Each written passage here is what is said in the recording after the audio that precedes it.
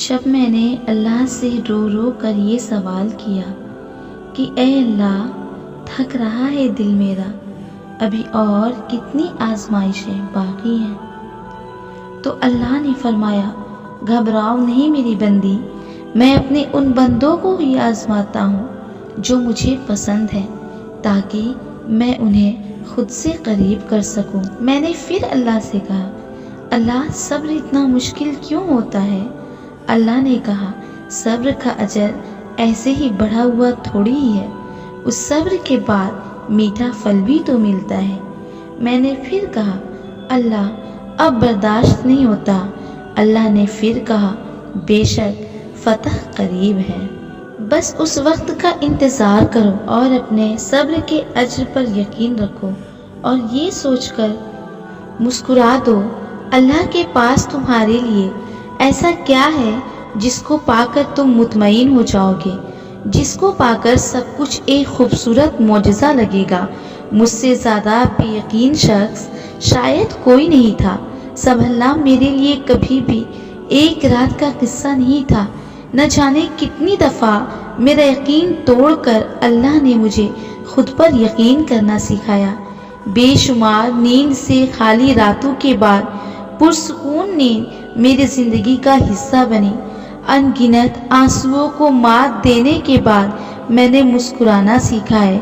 آج اگر میرے ارد گرد رونقیں ہیں تو میں نے وہ وقت بھی دیکھا ہے جب میرے پاس نہ کوئی دوست تھا، نہ کوئی ایسا شخص جو چند بول بول کر مجھے بہلاتا یا مجھے سنتا۔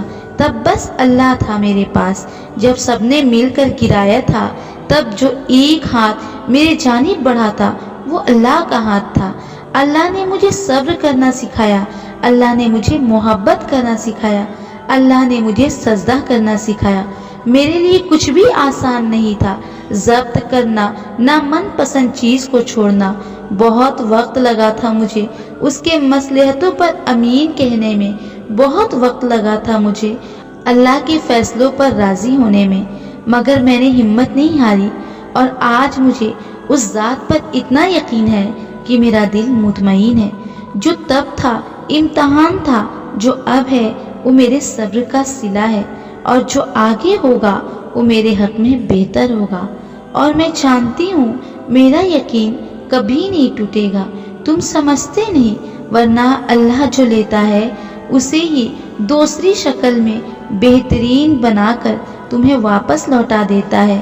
اللہ جو لیتا ہے وہ ہمیشہ کسی نہ کسی صورت میں اس چیز کو واپس لوٹا بھی دیتا ہے، لیکن بات صرف اتنی سی ہے کہ ہم وہ دیکھ نہیں پاتے۔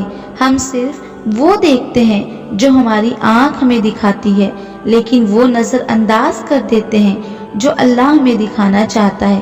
اگر وہ کچھ لیتا ہے تو اس چیز کو اپنے حساب سے بہترین بنا کر واپس لوٹا دیتا ہے، لیکن اس خلا کو کبھی خالی نہیں رہنے دیتا۔